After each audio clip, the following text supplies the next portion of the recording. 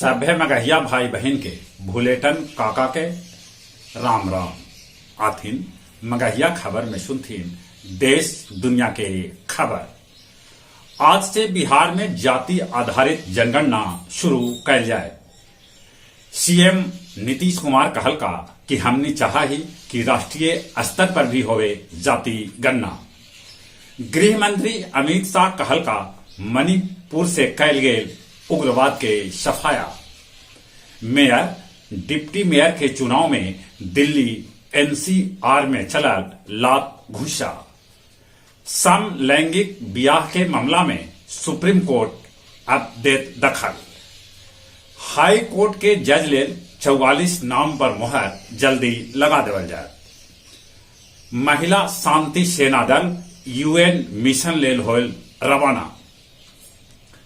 प्रशिक्षु विमान रीवा में क्रैश कर गेल, जकरा में पटना के पायलट के हो गेल मौत।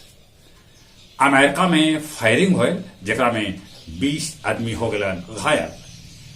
यूक्रेन ठुकरौलक रूस के युद्ध विराम। सऊदी अरब के 5 गो महिला के बनावल गए राजदूत। ट्विटर हैक होवे से 20 करोड़ ईमेल डाटा हो गए चोरी। नेपाल में एगो बस पहाड़ से नीचे गिर गए, जकरा में 6 आदमी के है मौत के खबर। गुरुआ प्रखंड के पेंदापुर के बेटी सुषमा सूडान में यूएनओ सुरक्षा महिला टीम के करत प्रशिक्षित। प्रोफेसर केसी सिन्हा बल्लन मगध विश्वविद्यालय के प्रभारी कुलपति। गया नवादा बॉर्डर पर बालू माफिया कैलन ताबड़तोड़ फायरिंग। आषाढ़ पुनिया के अवसर पर विष्णु पर देवघाट में कैल गेल फल्गु आरती। अब कुछ खेल के समाचार। श्रीलंका के साथे तीसरका T20 मैच आज राजकोट में दोनों टीम 1-1 के बराबरी पर है। प्रणेश भारत के 19वां शतरंज ग्रैंड मास्टर बनलन। दक्षिण अफ्रीका और ऑस्ट्रेलिया के बीच जारी टेस्ट मैच में बारिश डालल है खलल। रणजी में बिहार सिक्किम के मैच बराबरी पर छूटल।